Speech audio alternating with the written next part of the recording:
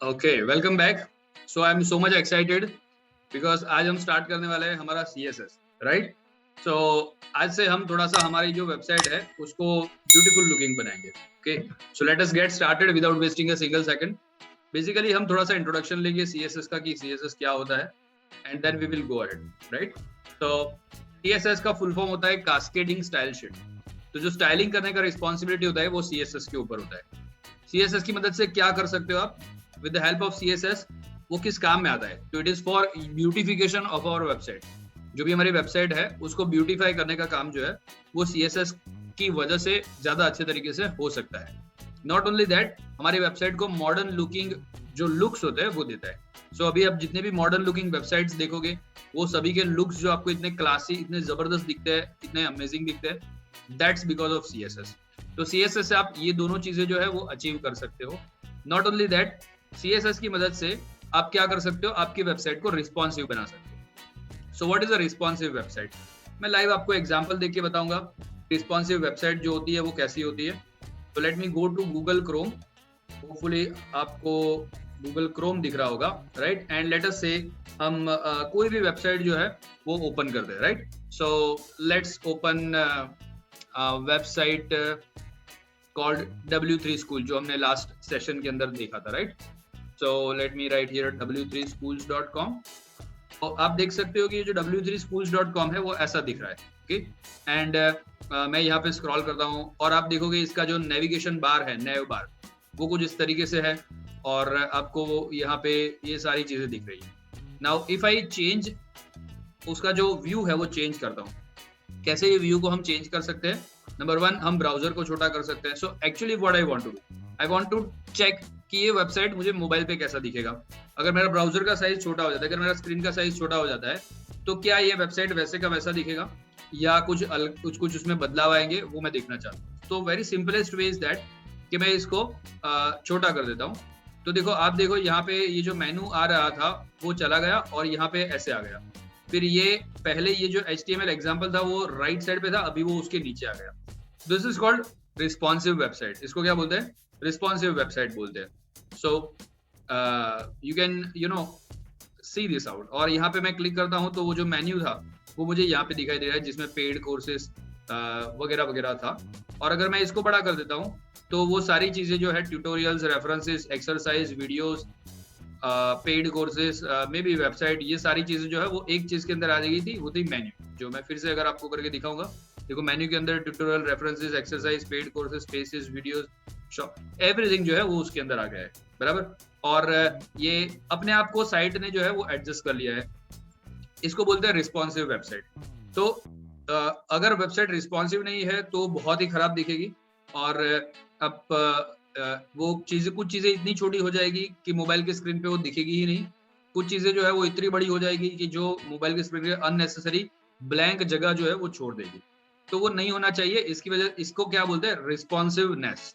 Responsiveness of your site. तो हमारी site का जो रिस्पॉन्सिवनेस है वो हम कैसे देंगे? CSS की मदद से, और ऑफ कोर्स कुछ जावास्क्रिप्ट की मदद से भी हम देंगे, बट मेजर पार्ट जो रहेगा वो CSS का होगा कि हर एक एलिमेंट जो है हमारा, हर एक कंपोनेंट जो है वो हम रिस्पॉन्सिव बनाएंगे। नेक्स्ट, हम HTML को किस तरीके से यूज करते हैं? खाली स्ट्रक्चर बनाने के लिए। बाकी सारा जो स्टाइलिंग का रिस्पॉन्सिबिलिटी है वो सारा हम CSS के कंधों पर डाल देंगे। So we are not going to do any styling या एनी ब्यूटिफिकेशन जो है वो हम HTML की मदद से नहीं करने वाले, क्योंकि हम चीजों को सेपरेट रखना चाहते हैं। अगर कल सुबह उठ के मुझे ऐसा हुआ कि जो वेबसाइट मैंने बनाई है उसका ब्यूटी वाला जो एरिया है, मतलब उसका जो आउटलुक है वो मुझे चेंज करना है, बराबर? तो मुझे पता है कि उसके लिए मुझे सिर्फ CSS को ही टच करना है, मुझे HTML के अंदर उसको देखने की जरूरत नहीं है। हाँ, मुझे कोई वेबसाइट, मेरी वेबसाइट के अंदर स्ट्रक्चरल डिफरेंस लाना है, मतलब कि उसके स्ट्रक्चर को ही कुछ चेंज करना है। मुझे पता है कि मुझे क्या करना होगा, सिर्फ HTML को ही टच करना होगा, मुझे CSS को टच करने की बिल्कुल भी जरूरत नहीं है। तो ये मेंटेनेंस जो होता है साइट का वो बहुत ईजी हो जाता है अगर हम ये तरीके का सेपरेशन कर देते हैं तो। ऑफ कोर्स कुछ चीजें जो है वो HTML से भी आप स्टाइल कर सकते हो, जैसे कि फॉन्ट का कलर जो है वो आप HTML से भी चेंज कर सकते हो, बट हम नहीं करेंगे। इमेज की जो हाइट है और विड्थ है वो आप IMG टैग के अंदर हाइट और विड्थ लिख के भी कर सकते हो, पर हम नहीं करेंगे। क्यों? क्योंकि हम ये सारी चीजें जो है वो CSS के कंधों पे डालेंगे और हमारा जो साइट जो भी बनाएंगे उसका मेंटेनेंस होगा वो बहुत ही ईजी हो जाएगा। क्यों?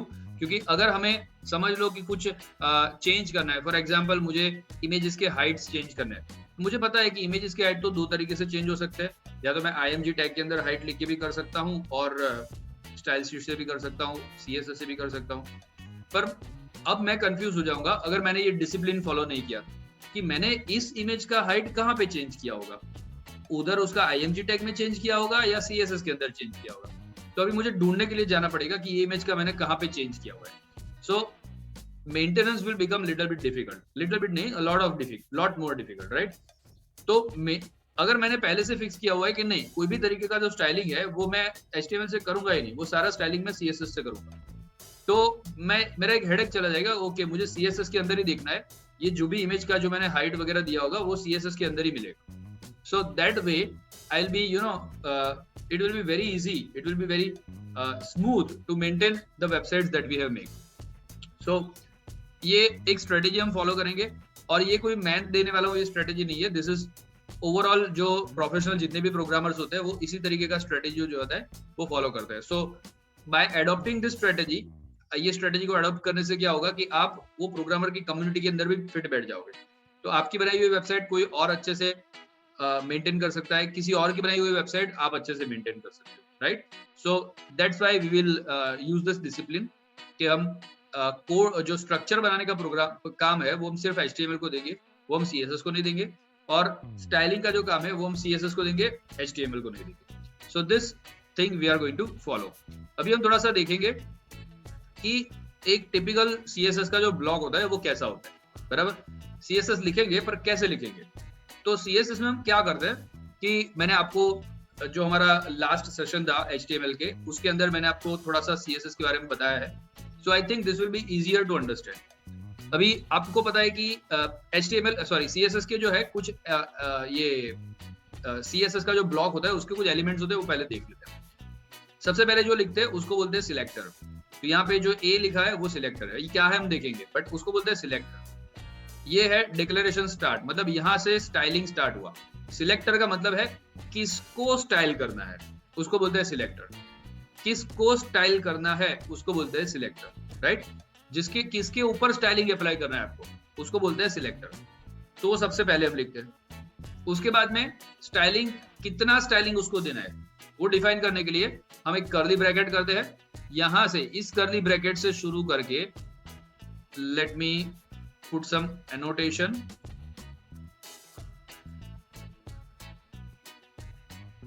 तो इस कर्ली ब्रैकेट से स्टार्ट करके इस कर्ली ब्रैकेट तक, इसके बीच में जो कुछ भी लिखा होगा, इन दोनों के बीच में जो कुछ भी लिखा होगा वो सारी स्टाइलिंग जो है वो इस चीज के ऊपर अप्लाई होगी। तो किसकी स्टाइलिंग करनी है, तो बोले किसकी स्टाइलिंग करनी है, तो बोले इसकी स्टाइलिंग करनी है, बराबर?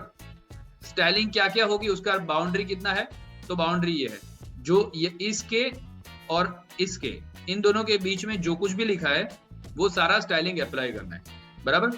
अभी उन दोनों के बीच में क्या क्या लिखते हैं हम वो देखते हैं। तो फर्स्ट ऑफ ऑल यहाँ पे लिखा है, देखो, प्रॉपर्टी। तो मैंने एक इजी टू अंडरस्टैंड प्रॉपर्टी रखा हुआ है, तो आपको समझ में भी आ जाएगा। प्रॉपर्टी क्या होता है? प्रॉपर्टी मतलब एलिमेंट आपने बताया कि उसका किसका स्टाइलिंग करना है, तो बोले A का स्टाइलिंग करना है। A मतलब क्या? अपना एंकर टैग। ये पता है आपको, एंकर टैग जिसके ऊपर से हम लिंक देते हैं। तो किसको स्टाइल करना है, तो बोले एंकर टैग को स्टाइल करना है। अच्छा, एंकर टैग में क्या स्टाइलिंग करना है, किसको स्टाइलिंग करना है, होता है सिलेक्टर। क्या स्टाइलिंग करना है, एंकर टैग में क्या स्टाइलिंग करना है, बोले उसको बोलते हैं उसका प्रॉपर्टी। उसका बैकग्राउंड कलर स्टाइल करना है, ठीक है? प्रॉपर्टी मतलब क्या स्टाइल करना है, सिलेक्टर मतलब किसको स्टाइलिंग करना है, किसके ऊपर स्टाइल अप्लाई करना है। प्रॉपर्टी का मतलब उसके जिसके ऊपर अप्लाई करना है उसके ऊपर क्या अप्लाई करना है, बराबर? तो उसके ऊपर अप्लाई करना है बैकग्राउंड कलर। उसका बैकग्राउंड कलर जो है वो हमको अप्लाई करना है, मतलब लगाना है। अच्छा, बैकग्राउंड कलर करना है, ग्रेट। तो बैकग्राउंड में कौन सा कलर करना है, उसको बोलते हैं उसकी वैल्यू। येलो कलर करना है। ये जो प्रॉपर्टी होती है, ये जो वैल्यू होता है, उसके बीच में क्या आता है, सेपरेटर। ये रहा सेपरेटर, उसके बीच में क्या आता है, सेपरेटर। किसको सेपरेट करता है सेपरेटर, प्रॉपर्टी और वैल्यू को सेपरेट करता है। तो simply it is called property value separator, या just you can call it separate, बराबर। तो हमने इतनी चीजें देखी। सिलेक्टर मतलब किसको स्टाइलिंग करना है, किसको स्टाइल करना है आपको। अच्छा, प्रॉपर्टी मतलब जिसको स्टाइल करना है उसका क्या स्टाइल करना है, उसका बैकग्राउंड कलर स्टाइल करना है, उसकी बॉर्डर स्टाइल करनी है, उसका मार्जिन स्टाइल करना है, उसका पैडिंग स्टाइल करना है, क्या स्टाइल क्या करना है उसका, बराबर। वो उसको बोलते हैं उसकी प्रॉपर्टी, बराबर। अच्छा, वो बैकग्राउंड कलर करना है, ग्रेट। अभी बैकग्राउंड कलर क्या करना है, बैकग्राउंड कलर करना है, बराबर, पर कौन सा कलर करना है बैकग्राउंड में, उसको बोलते हैं उसकी वैल्यू। और उन दोनों के बीच में होता है सेपरेटर। बस हो गया, इतना ही स्टाइल करना था। हाँ, हो गया, इतना ही स्टाइल करना था। तो ये क्लोजिंग ब्रैकेट जो है वो लगा दो, जिसको बोलते हैं डिक्लेरेशन एंड। स्टाइलिंग फिनिश हो गया, हाँ, तो क्लोजिंग ब्रैकेट लगा दो, ग्रेट। अगर हमें 2-3 प्रॉपर्टीज सेट करनी है, जैसे कि सिर्फ बैकग्राउंड कलर नहीं और भी कुछ सेट करना है, तो हम क्या करेंगे, तो हम इस तरीके से करेंगे। देखो यहाँ पे एक एग्जांपल दिया हुआ है, इसमें सिलेक्टर कौन सा है, तो H1 is the selector, great. उसकी मतलब H1 टैग, अभी आपको समझ में आ गया H1 टैग, उसका क्या क्या सिलेक्ट, उसका क्या क्या स्टाइल करना है, तो उसका कलर स्टाइल करना है। कलर उसका क्या करना है, तो ऑरेंज करना है। अच्छा, और कुछ स्टाइल करना है, हाँ करना है। तो ये एक और सेपरेटर आ गया, और इसको क्या बोलते हैं, डिक्लेरेशन सेपरेटर। एक डिक्लेरेशन खत्म हो गया, कलर ऑरेंज करो, हो गया। और तो और कुछ लिखना है, उसके पहले हमें ये सेमीकोलन लगाना पड़ेगा। सेमीकोलन से पता चलता है कि हाँ ये फिनिश हो गया, अभी और कुछ है तो आएगा, नहीं है तो नहीं आएगा। तो देखो यहाँ पे भी आपको सेमीकोलन मिलेगा।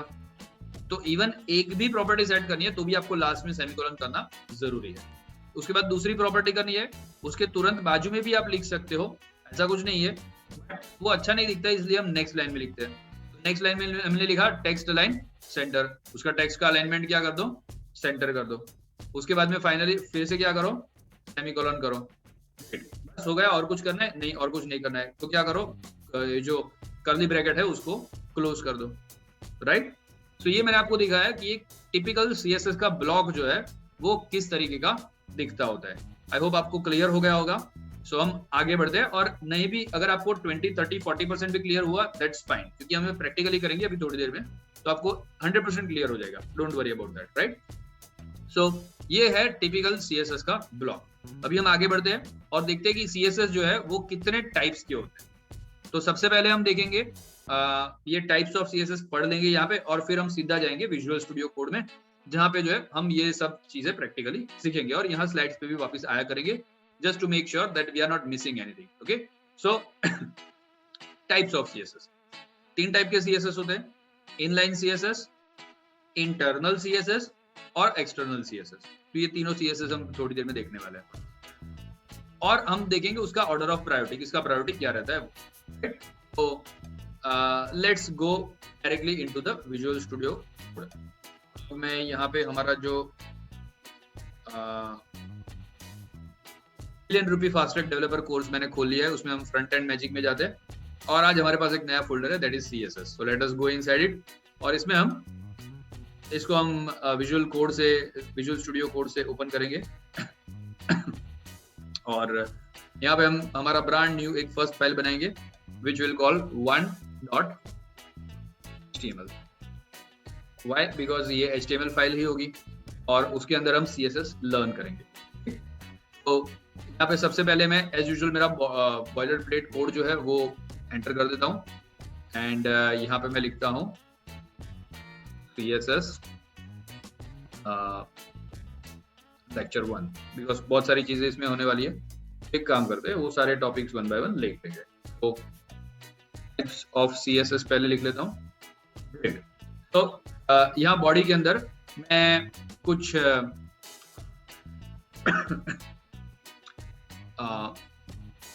डिविजन्स बनाता हूँ, right. So let me make div tag और एंटर लगाता हूँ। सो ये मेरा फर्स्ट डिवीजन हो गया, और उसके अंदर मैं एक H3 टैग लगाता हूँ, H3, और यहाँ H3 के अंदर मैंने रखा हुआ है वेलकम टू। अगेन हमें ये सारी चीजें नहीं लिखनी चाहिए, हमें lorem यूज करना चाहिए। तो लेट मी राइट lorem 6। तो मेरे पास आ गया है ये lorem 6, परफेक्ट। एक और मैं यहाँ पे ये right now I am removing this div का मुझे अभी जरूरत नहीं लग रहा है, वो हम थोड़ी देर बाद देखेंगे। दूसरा मैं यहाँ पे एक पी टैग लगाता हूँ, उस पैराग्राफ टैग जो है वो ऑब्वियसली मैं इसके नीचे रखूंगा। पहले मैं आपको शॉर्टकट दिखाता हूँ, देखो आप अल्टर प्रेस करोगे और डाउन एरो करोगे तो ये पी जो है ना वो पूरा नीचे आता जाएगा, जरा देखो नीचे आ गया। एक बार और करूंगा तो उसके भी नीचे आएगा, एक बार और करूंगा तो उसके भी नीचे आ जाएगा। सेम मैं अल्टर प्रेस करके अप एरो करूंगा तो वो पी ऊपर जाता जाएगा। तो मुझे यहाँ पे चाहिए, so I got it over here. Cut paste करने की जरूरत नहीं, like this we can do it. आप इसको एक बार ट्राई करो, बहुत ईजी है। और यहाँ पे मैं लिखता हूँ लॉरेम, मुझे 30 वर्ड्स का एक पैराग्राफ मिल गया। और लास्टली मैं यहाँ पे एक और पैराग्राफ लिखता हूँ और यहाँ पे मैं लिखता हूँ लॉरेम 50। तो ये बेसिक चीज मैंने लिखा हुआ है, इसको मैं लाइव सर्वर से ओपन भी करता हूँ। तो ओपन विद लाइव सर्वर करते हैं। तो इफ यू कैन सी यहाँ पे हमारा वेबसाइट जो है वो कुछ इस तरीके से दिख रहा है, परफेक्ट। अभी हम क्या करेंगे, इसके अंदर स्टाइलिंग करेंगे। तो ये जो पहले H3 है इसको हम स्टाइल कर दें।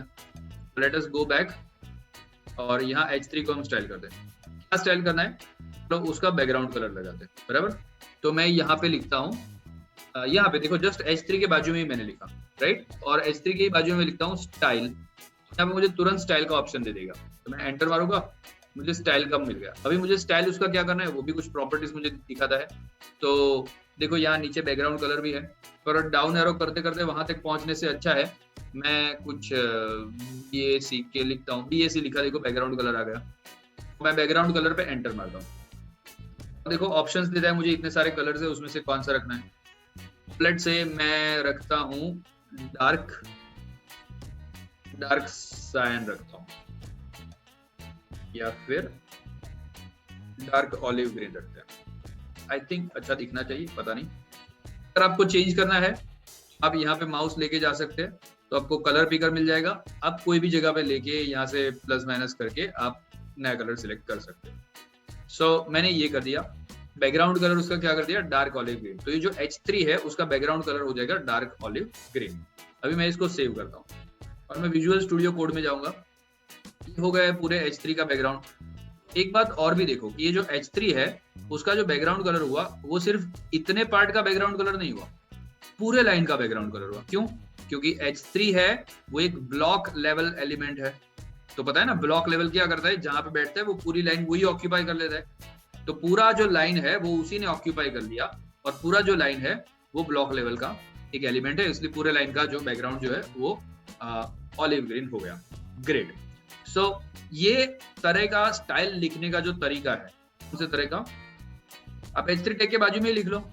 आप बोलोगे सर अभी भी आपने सिखाया सिलेक्टर वगैरह, यहाँ तो कुछ भी नहीं है। हाँ, यहाँ कुछ नहीं है। क्यों? क्योंकि ये है एक इनलाइन CSS, इसको बोलते हैं इनलाइन CSS।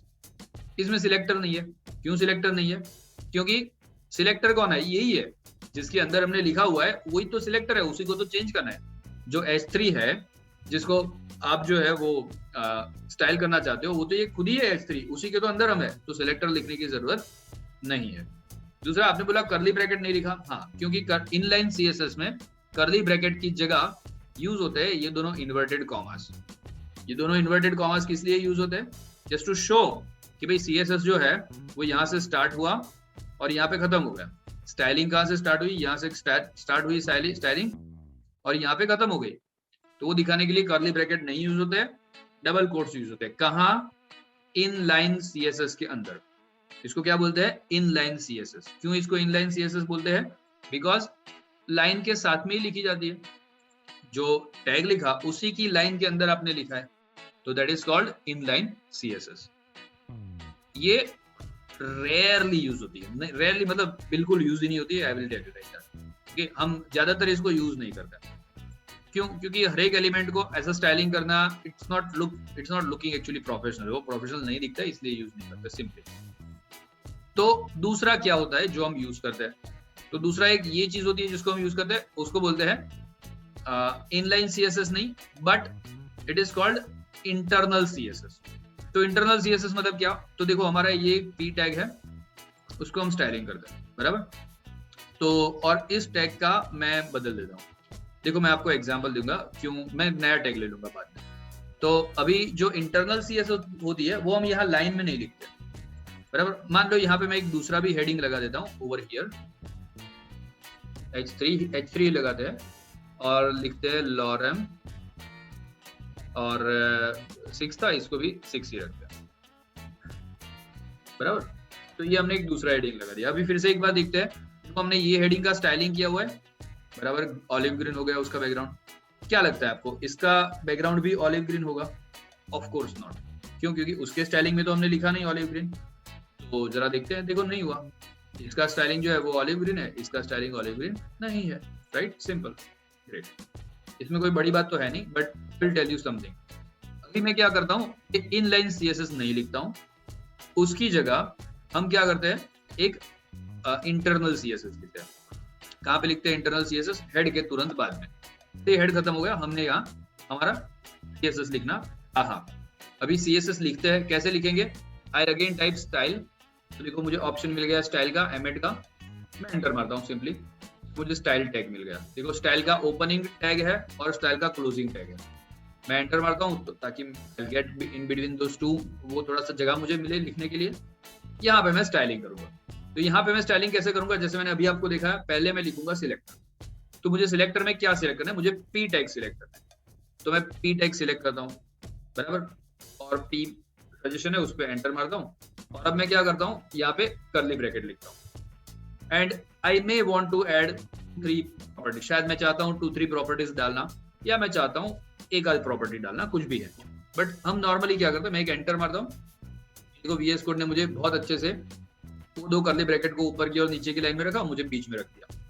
अब मैं यहाँ पे लिखूंगा बैकग्राउंड कलर। बैकग्राउंड कलर में यहाँ पे मैं कौन सा रहता हूँ? बीच कलर आता है। चलो बीच कलर को थोड़ा सा डार्क कर देंगे, ये बहुत लाइट लगता है। तो यहाँ पे जाता हूँ और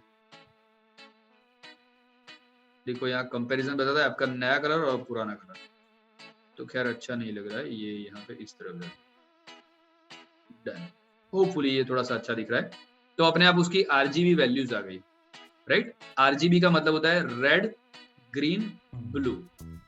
तो इतना, और उसकी मैक्सिमम वैल्यू होती है 255, 256 या 255, लेट्स सी। हम यहाँ पे जाएंगे और हम रख देंगे व्हाइट, ओके, तो हटा देते हैं। देखो व्हाइट करेंगे और हम यहाँ पे जाएंगे और yes 255 is the maximum value. आपको दिख रहा है 255 इज व्हाइट, ओके। तो हम तो व्हाइट नहीं चाहते, तो मैं कंट्रोल Z करके अंडू करता हूँ, अगेन कंट्रोल Z करता हूँ, अगेन कंट्रोल Z करता हूँ, और अगेन कंट्रोल Z। जब तक मेरा वो बीच वाला नहीं आ जाता, हाँ आ गया, तब तक मैंने कंट्रोल Z किया। और मैंने जस्ट आपको दिखाया कि मैक्सिमम वैल्यू क्या होती है, रेड, ग्रीन और ब्लू। तो 255 में से 235%, 235% नहीं बोला जा सकता उसको, but out of 255, 235 is red, take 235 of green and take 176 of blue, तो you will get this colour, बराबर।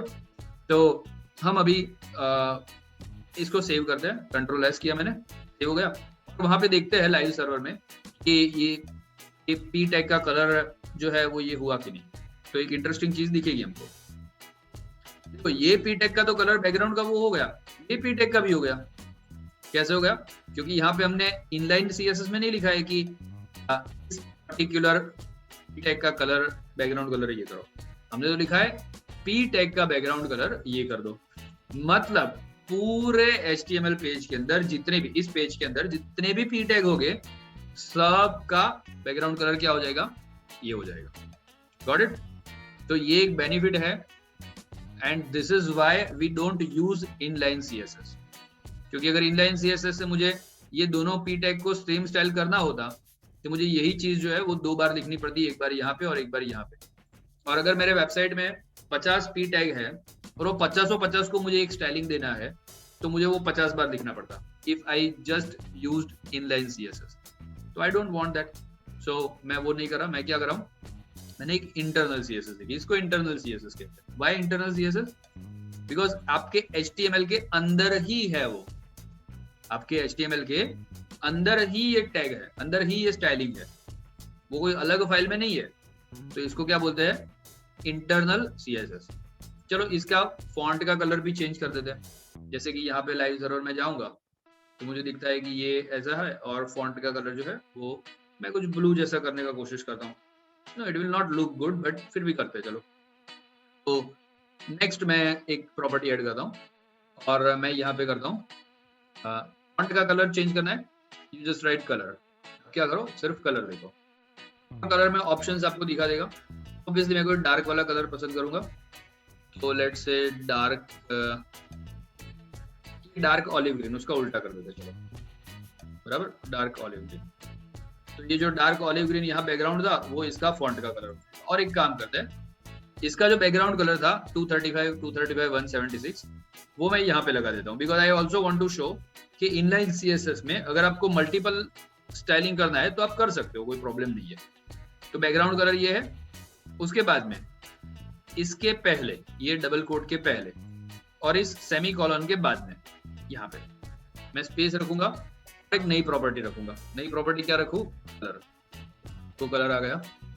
और मैं RGB वैल्यूज देना चाहता हूं, तो मैं लिखूंगा हैश, और मैं लिखूंगा 235, 235, 176।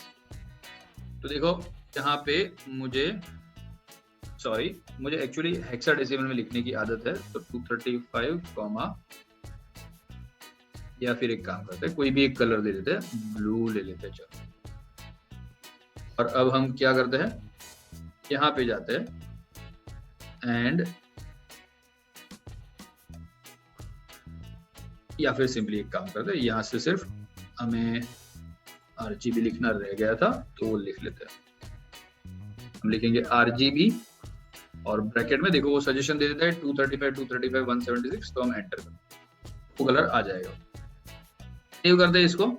देखो एक ही इनलाइन सीएसएस जो होती है, इसको मैं थोड़ा हाइड कर देता हूँ ताकि हमें फुल व्यू मिले। तो एक ही सीएसएस के अंदर, एक ही इनलाइन सीएसएस के अंदर अपने 2 प्रॉपर्टीज या 3 प्रॉपर्टीज या 30 प्रॉपर्टीज भी सेट कर सकते हो, कोई इसका लिमिटेशन है नहीं। तो हमने एक रिवर्स कर दिया है, इसका बैकग्राउंड है और वो उसका कलर है, लाइक दैट। तो let us save it and let us go into the visual studio code. तो आप देख सकते हो इसका जो है वो ये कलर, इसका भी फॉन्ट का कलर चेंज हो गया है, इसका भी फॉन्ट का कलर और एवरीथिंग चेंज हो गया है। So what did I do, मैंने इंटरनल सीएसएस आपको दिखाया और मैंने आपको इनलाइन सीएसएस भी दिखा दिया। तो ये दोनों चीजें मैंने आपको शो किया। मैं आपको शो करने वाला हूँ एक्सटर्नल सीएसएस, बराबर। तो एक्सटर्नल सीएसएस के लिए मैं क्या करूंगा कि एक नया एक टैग बना लेता हूँ और मैं ले लेता हूँ एंकर टैग।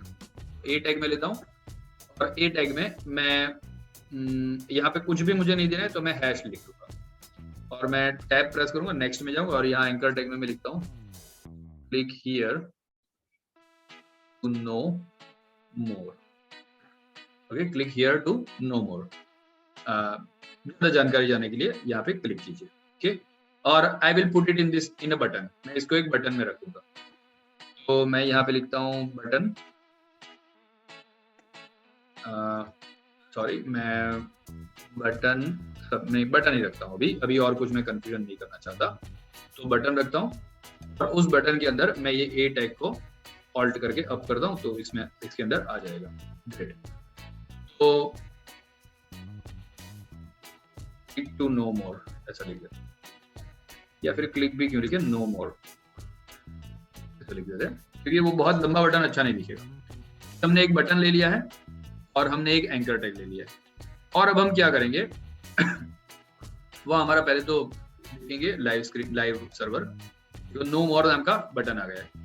अभी मुझे क्या करना है कि मुझे इस बटन का कुछ स्टाइलिंग करना है, बराबर। तो मैं यहाँ पे जाता हूँ और मैं और तरीका बताता हूँ आपको स्टाइलिंग करने का। What I am going to do, मैं यहाँ पे एक नया फाइल बनाऊंगा इसी फोल्डर के अंदर, या हो सकता है कोई सब फोल्डर के अंदर बनाओ, कोई फर्क नहीं पड़ता। तो मैं यहाँ पे एक नया फाइल बना रहा हूँ और मैं इसका नाम देता हूँ 1.css। नाउ ये CSS फाइल है, ये HTML फाइल नहीं है। ये क्या है? CSS फाइल है, देखो, और ये HTML फाइल है। दोनों फाइलें अलग अलग है। इस फाइल को इस फाइल के साथ कोई लेना देना नहीं, और ये फाइल को ये फाइल के साथ कोई लेना देना नहीं है। हमको सबसे पहले तो लेना देना सेट करना पड़ेगा कि उसको समझ में आए, इसको समझ में आए कि भाई मेरा जो स्टाइल शीट है वो ये है, बराबर, ये उसको समझ में आना चाहिए। तो हम कैसे समझ में आएंगे? तो मैं जाऊंगा यहाँ HTML पे, और मैं अब जाऊंगा, और यहाँ पे यहीं पे कहीं पर भी मैं एक्चुअली लिख सकता हूँ। हेड टैग के अंदर भी लिख सकता हूँ, हेड टैग के बाहर भी लिख सकता हूँ, उसमें कोई इश्यू नहीं है। और यहाँ पे मैं लिखता हूँ लिंक। जैसे मैं लिंक करूंगा, देखो मुझे लिंक टैब मिल जाता है। तो मैं लिंक सिंपली जो सीधा साधा सिंपल सा ये पहला वाला लिंक है, लिंक के ऊपर मैं एंटर मार रहा हूँ, तो मुझे मिल गया लिंक, फिर लिखा है REL, और लिखा है स्टाइल शीट, और फिर लिखा है href। तो अभी href मतलब कौन सा, ये स्टाइल शीट जो है वो आपका वो कौन सा है। तो मैं यहाँ पे लिखता हूँ 1 डॉट, देखो तो मुझे ऑप्शन मिल गया 1.css, मैं उसको सिलेक्ट कर देता हूँ। अब ये जो मैं बोल रहा था कि इस फाइल को इस फाइल के साथ कोई लेना देना नहीं है, और इस फाइल को इस फाइल के साथ लेना देना नहीं था, अभी हो गया। क्यों? क्योंकि हमने ये लिख लिया, अभी लेना देना हो गया। इस फाइल को, इस HTML फाइल को पता चल गया कि मेरा जो स्टाइल शीट है वो कहाँ पे है, 1.css के अंदर है। तो वो यहाँ पे ढूंढेगा भाई 1.css मेरे आजू बाजू में दिख रहा है कहीं पे, हाँ ये रहा, अच्छा यहाँ से मुझे स्टाइलिंग लेना है। तो ये हमने लेना देना सेट किया। ऐसा लिंक टैग से आप जो है वो आपकी स्टाइल शीट को HTML पेज के साथ लिंक कर सकते हो, और ये जरूरी है, इसके बिना तो आपका कोई भी काम किया है वो इफेक्ट में आएगा ही नहीं। तो हमने लिंक कर दिया। अब जाके हम यहाँ पे जाते हैं, मैंने सेव भी कर दिया, Ctrl+S प्रेस करके अब मैं 1.css में जाता हूँ, और अब मैं यहाँ पे स्टाइलिंग लिखूंगा। अब मुझे यहाँ पे स्टाइल टैग लिखने की जरूरत नहीं है कि ये खुद ही तो पूरा स्टाइल है। हमें स्टाइल टैग लिखना पड़ता था, यहाँ हमें स्टाइल इक्वल टू लिखना पड़ता था। व्हाई? बिकॉज HTML को पता कैसे चलेगा कि ये जो लिखा है बीच में P करके वो है क्या? Because of we have written this style, तो समझ में आता है HTML को कि भाई इतना जो पार्ट है ना वो CSS का पार्ट है। जब हमने लिखा स्टाइल इक्वल्स टू, तो CSS को HTML को समझ में आता है कि ये जो इतना पार्ट है ना वो क्या है, वो CSS है, वो HTML नहीं है, वो CSS है, बराबर।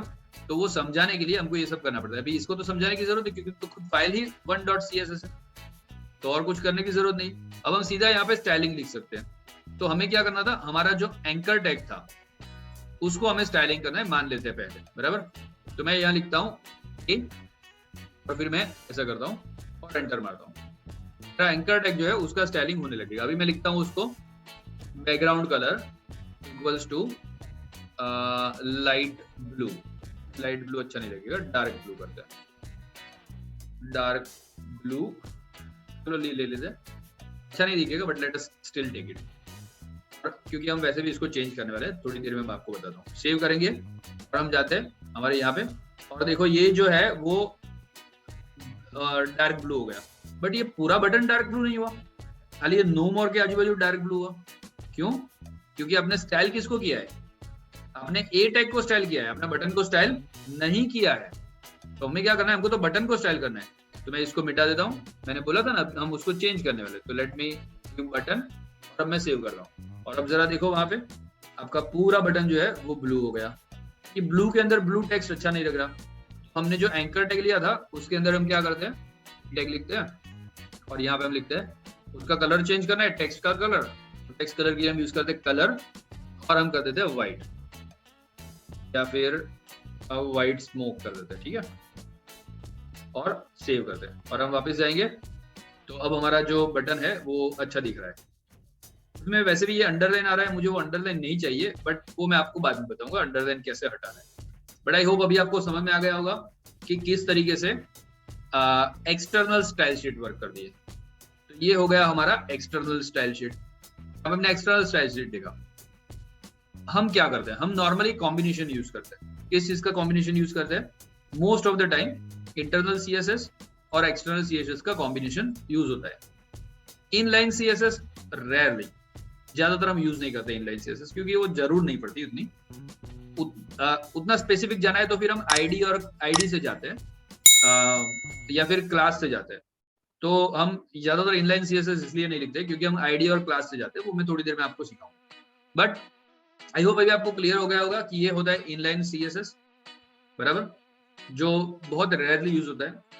ऐसा नहीं बोलूंगा मैं नहीं यूज होता है बट बहुत रेयरली यूज होता है। ये है हमारा इंटरनल सीएसएस, जो भी थोड़ा बहुत यूज होता है, और ये हमारा एक्सटर्नल सीएसएस जिसको हम लिंक टैग से हमारी मेन HTML फाइल के साथ लिंक कर देते हैं। परफेक्ट।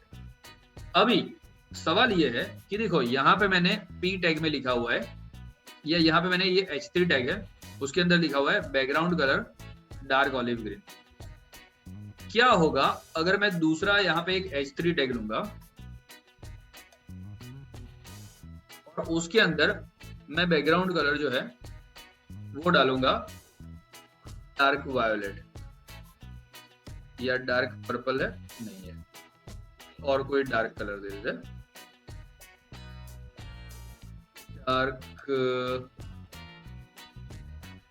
डार्क स्लेट ग्रे ले लेते, ठीक है, ये ले लेते। तो अब तो कंफ्यूजन हो गया कि ये बोल रहा है कि भाई H3 टैग है, जितने भी H3 टैग है उन सबको क्या कर दो, डार्क स्लेट ग्रे कर दो।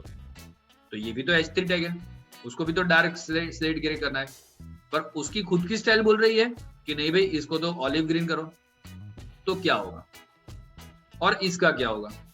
तो ऑब्वियस सी बात है ये तो डार्क स्लेट ग्रे हो ही जाने वाला है, क्योंकि यहाँ पे हमने सारे H3 के लिए बोला है, तो ये तो H3 है तो इसको तो चेंज होना ही है। बट इसका क्या होगा वो हम देखते हैं।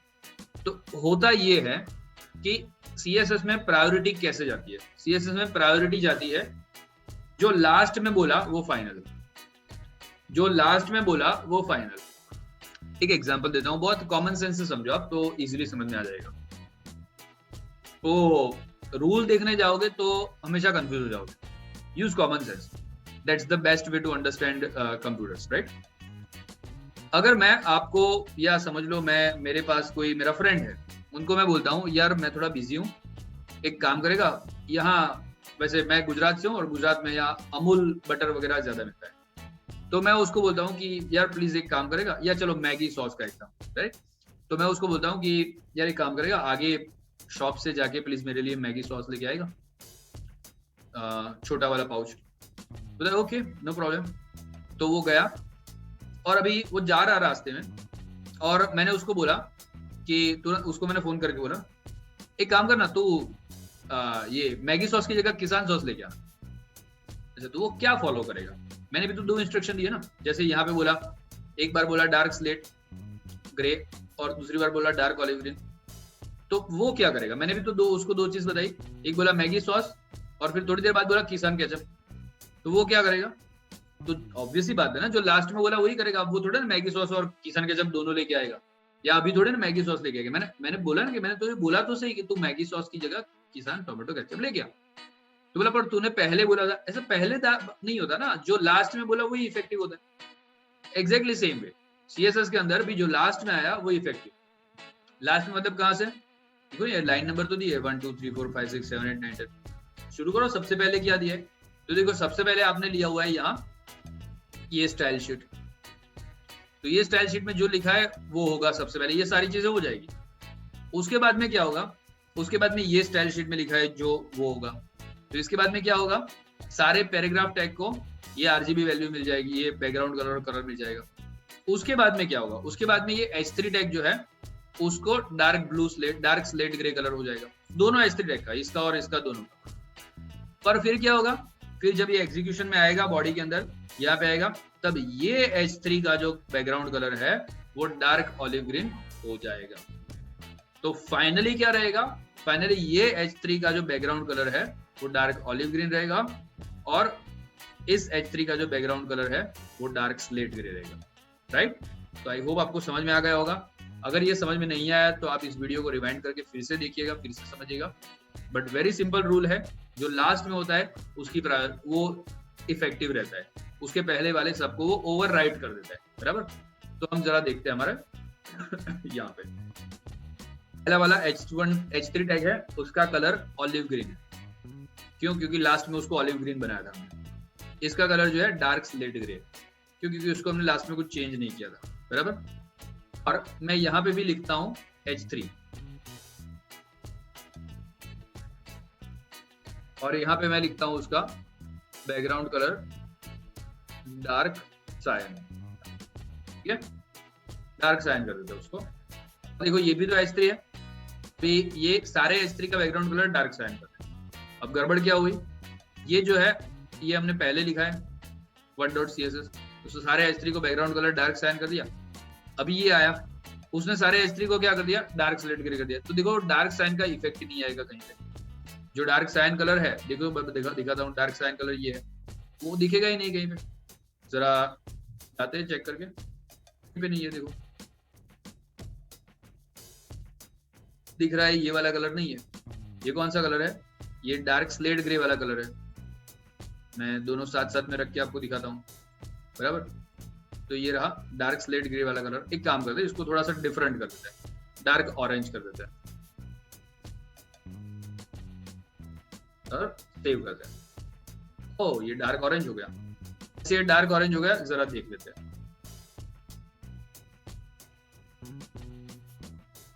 हाँ अभी मैंने सेव किया दोनों को, तो देखो वापस से डार्क स्लेट ग्रे हो गया।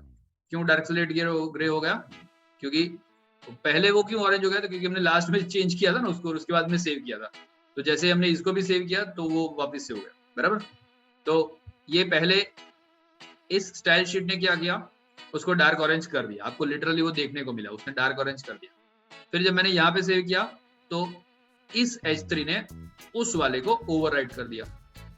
अभी देखो मजा आएगा, अगर मैं ये लाइन को इस स्टाइल के बाद में लिखूं, जो कि मैं लिख सकता हूँ, इस स्टाइल के बाद में लिखूं, तो फिर प्रायोरिटी उसका बढ़ जाएगा। देखो मैं ऑल्टर करके डाउन एरो करके उसको नीचे लेके आता हूँ,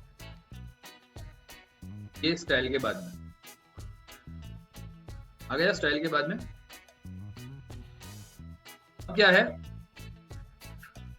तो पहले स्टाइल करेंगे, पहले क्या होगा, सारे P टैग ये हो जाएंगे, सारे H3 टैग ये हो जाएंगे। अब आया हमारा एक्सटर्नल स्टाइल शीट। तो एक्सटर्नल स्टाइल शीट क्या बोलता है कि भाई H3 को ये कर दो, तो वो तो H3 को वो कर देगा। तो ये वाला जो है वो ओवरराइट हो जाएगा इससे, बराबर। और इस डार्क ऑलिव ग्रीन तो कोई छू भी नहीं सकता, क्योंकि वो तो सबसे लास्ट में जा रहा है। जब हम H3 बना रहे हैं उस टाइम पे वो जा रहा है, तो उसको तो ऑब्वियसली कोई छू भी नहीं सकता, वो तो उसका प्रायोरिटी जो है वो हाईएस्ट रहेगा। तो सेव करेंगे, देखो आपको वहां पे वो डार्क ऑरेंज कलर।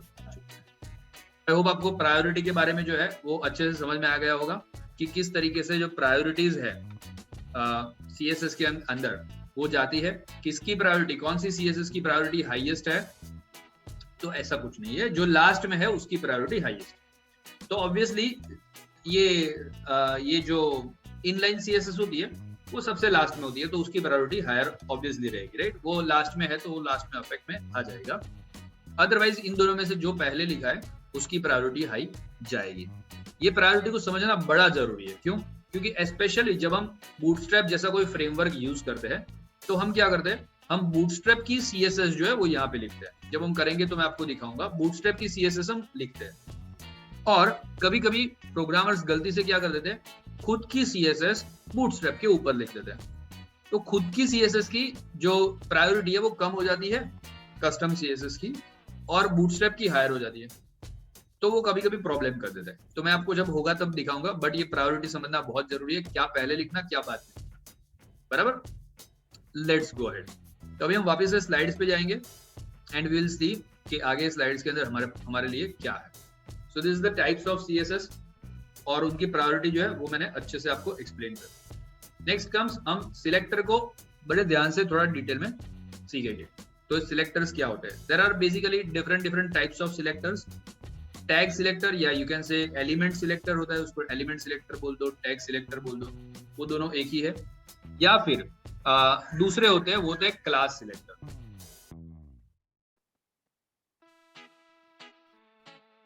दूसरे जो होते हैं वो होते हैं क्लास सिलेक्टर्स।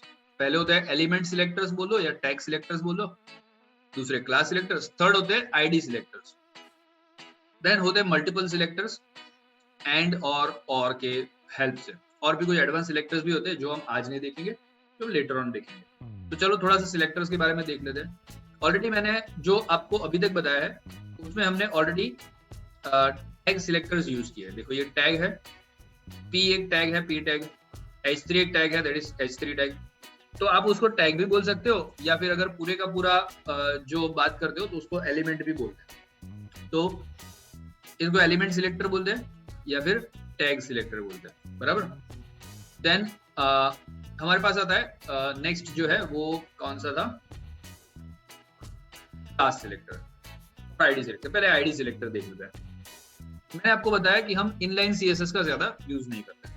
क्यों? क्योंकि अगर ऐसा है तो मैं क्या करूंगा, मुझे इस पर्टिकुलर H3 को टारगेट करना है, तो मैं यहाँ पे ऐसा लिखूंगा, ये हटा दूंगा मैं। उसकी जगह मैं यहाँ पे लिखूंगा, उसको एक आईडी दे दूंगा, आईडी इक्वल टू वो क्या है, साइट टाइटल है मान लो।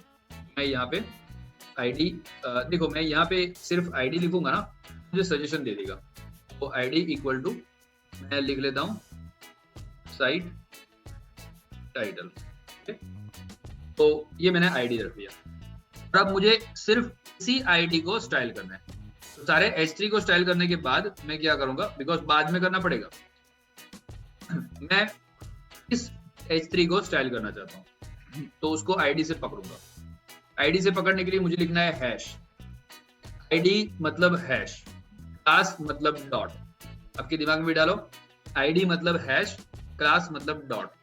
हमें आईडी को पकड़ना है, हम लिखेंगे हैश, और मैं लिखूंगा यहाँ साइट टाइटल।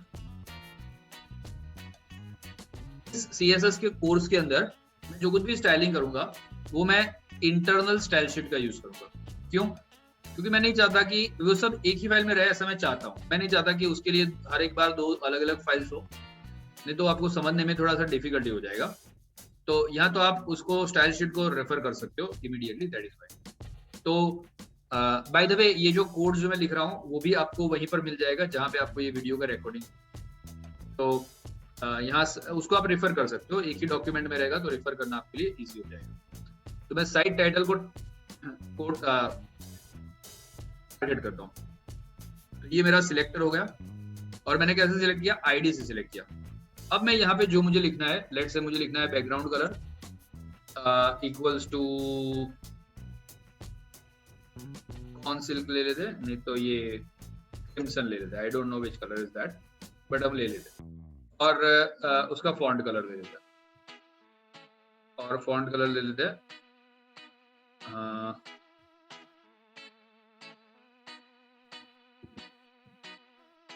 लाइट ले लेते, लाइट लाइट लाइट सी ग्रीन ले लेते, राइट। ये हमारा हमने स्टाइलिंग कर दिया। ओके, अभी हम इसको सेव करेंगे और मैं वापस जाऊंगा लाइव सर्वर के अंदर।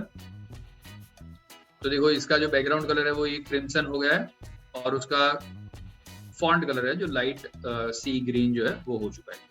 ऑफ कोर्स ये अच्छा नहीं दिख रहा, but I am not making here a professional looking website. मैं सिर्फ आपको ये सिखा रहा हूँ कि एक आईडी सिलेक्टर जो है वो किस तरीके से किसी पर्टिकुलर आईडी को सिलेक्ट करता है, बराबर। तो आईडी मैंने बताया था आपको यूनिक होती है हर एक की। तो इस H3 को जो मैंने आईडी दिया है वो मैं पूरी वेबसाइट में, सिर्फ इसी पेज पे नहीं, पूरी वेबसाइट में किसी और को नहीं दूंगा, बराबर। क्यों? क्योंकि कई बार हम क्या करेंगे, आईडी जो है वो यहाँ पे स्टाइल नहीं करेंगे, हम एक्सटर्नल CSS में स्टाइल करेंगे, और वो एक्सटर्नल CSS हम एक से ज्यादा पेजेस के अंदर लिंक कर देंगे। तो जैसे हमारा होम पेज है, मैं एक रियल एग्जांपल आपको बता के दिखाता हूँ। चलो हम क्या करते हैं, यहाँ पे एक नेविगेशन बार जैसा बनाते हैं, बराबर। मैं यहाँ पे लेता हूँ div टैग बनाता हूँ, ये div टैग में मैं एक नेविगेशन बार जैसा लेता हूँ, बराबर। मैं आज अभी कोई अच्छा नेविगेशन बार नहीं बना रहा, क्योंकि उसके लिए मुझे काफी कुछ चीजें आपको सिखानी पड़ेगी, बट मैं आपको एक सिंपल नेविगेशन बार बना के दिखाता हूँ, बराबर। मैं एक लेता हूँ UL अनऑर्डर्ड लिस्ट, और इस अनऑर्डर्ड लिस्ट के अंदर मैं यहाँ पे कुछ li टैग्स लेता हूँ। li टैग मैंने लिए, और मुझे li×4 लेना है, तो 4 li टैग मुझे मिल जाए। और पहले में लिखूंगा मैं होम, दूसरे में लिखूंगा मैं सर्विसेज, तीसरे में लिखूंगा मैं अबाउट अस, चौथे में लिखूंगा contact us. This will not look good, ये बहुत अच्छा दिखने वाला मैं नहीं बना रहा, क्योंकि मैं आपको कुछ बेसिक चीजें सिखाना चाहता हूँ, जो कि है आईडी सिलेक्टर और क्लास सिलेक्टर से लेना देना रखने वाली, बराबर। तो ये जो div है ये बेसिकली मेरा nav बार है, तो मैं इसको यहाँ पे आईडी देता हूँ, nav आईडी उसका nav बार देते हैं, ठीक है। nav बार हमने उसको आईडी दे दिया। ओके, ये जो यूएल है उसको मैं आईडी दे सकता हूँ ऑफ कोर्स, बट ये जो एलआई है, देखो अभी एलआई को मैं ये nav बार को स्टाइल करता हूँ पहले। चलो, तो मेरे स्टाइल के अंदर मैं यहाँ पे जाता हूँ और बिकॉज वो आईडी है मैं यहाँ पे लिखूंगा हैश nav बार, और उसका बैकग्राउंड जो है वो मैं लेता हूँ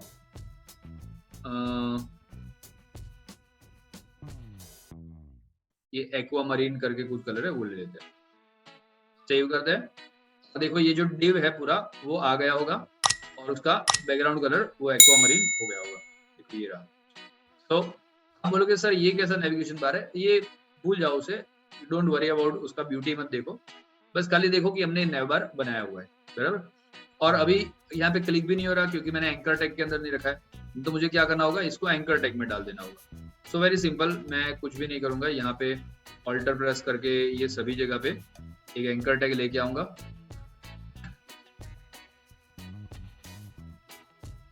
ए टैग आ गया और href आ गया, इन सबको उठाते हैं, कट कर दें और यहाँ पे पेस्ट कर दें और डन। नहीं, मैंने गलती कर दी, यहाँ पे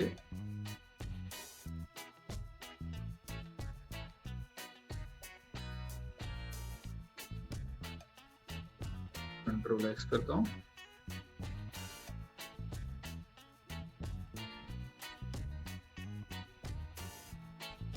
तो ये यहाँ हटा दिया, बराबर। अभी जो है वो सही हो गया, सभी के अंदर जो है सभी को मैंने एंकर टैग में रख दिया है।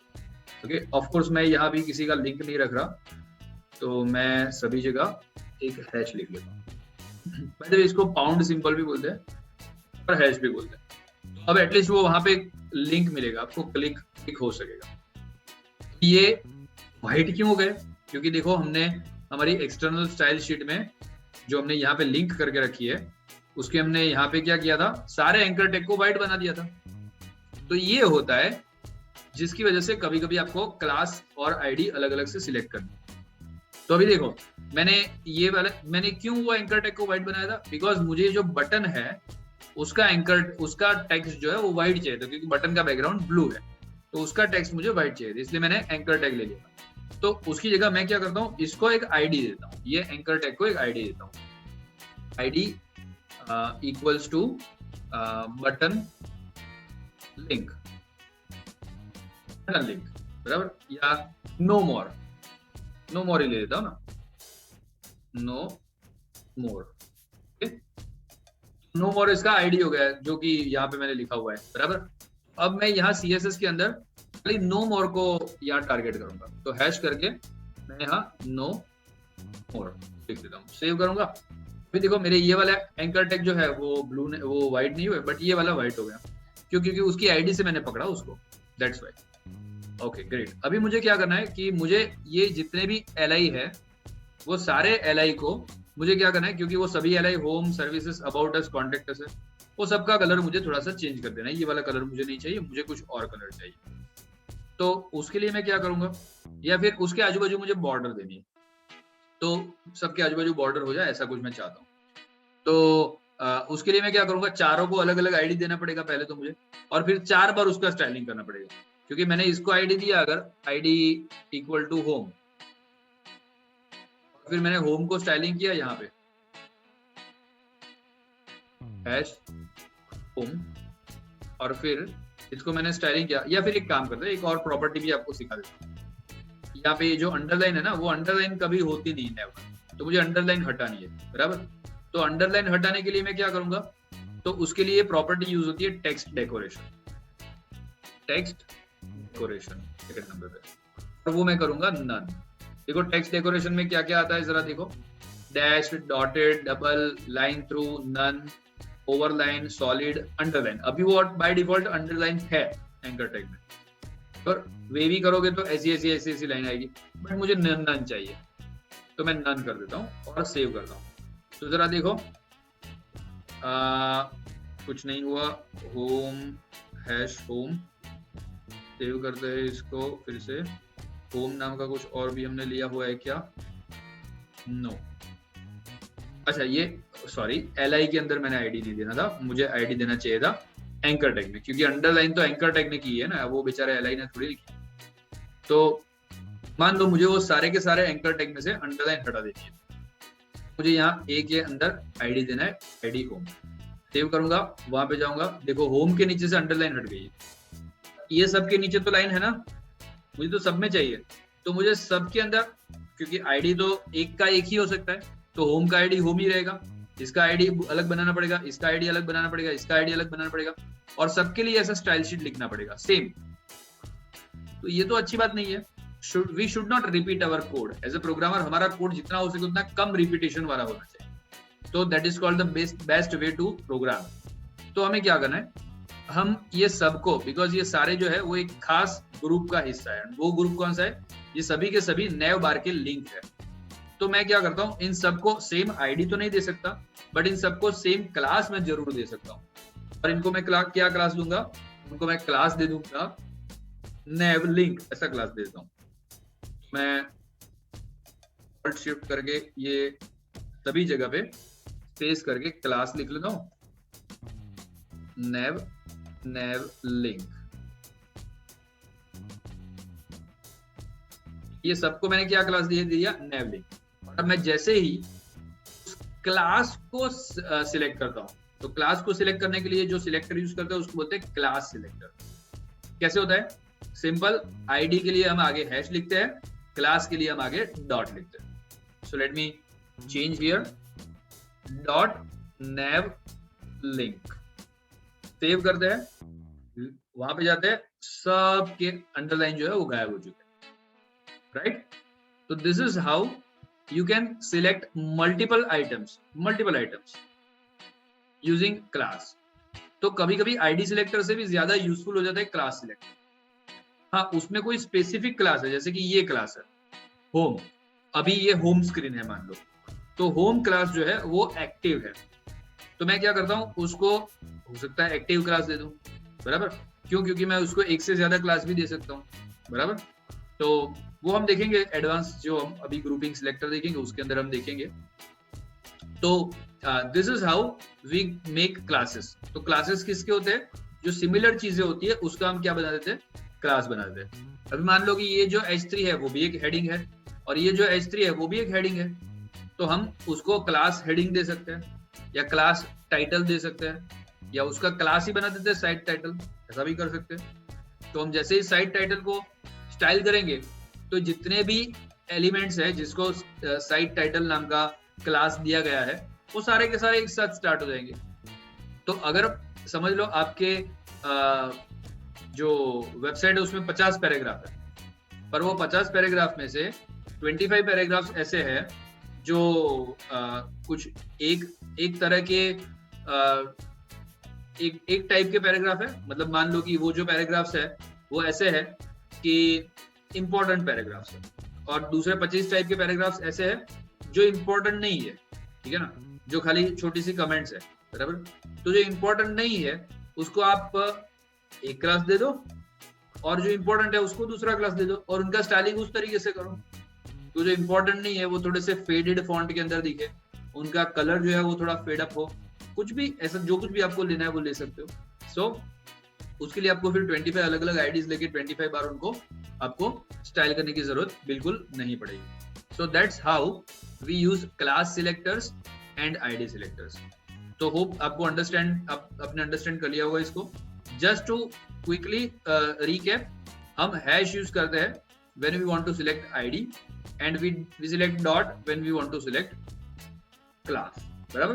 तो in the next session we are going to see किस तरीके से मल्टीपल चीजों को सिलेक्ट कर सकते हैं, जैसे उसको बोलते हैं ग्रुपिंग सिलेक्टर या फिर मल्टीपल सिलेक्टर्स। तो यहाँ पे मैं आपको स्लाइड के अंदर ले जाऊंगा, and in the next session we are going to see multiple selector कैसे सिलेक्ट होते हैं, एक से ज्यादा सिलेक्टर को सिलेक्ट करना हो यूजिंग एंड एक से ज्यादा सिलेक्टर को सिलेक्ट करना हो यूजिंग और। तो वो दोनों चीजें जो है वो हम नेक्स्ट सेशन में देखने वाले हैं. By the time take care and see you soon in the next video. Bye bye.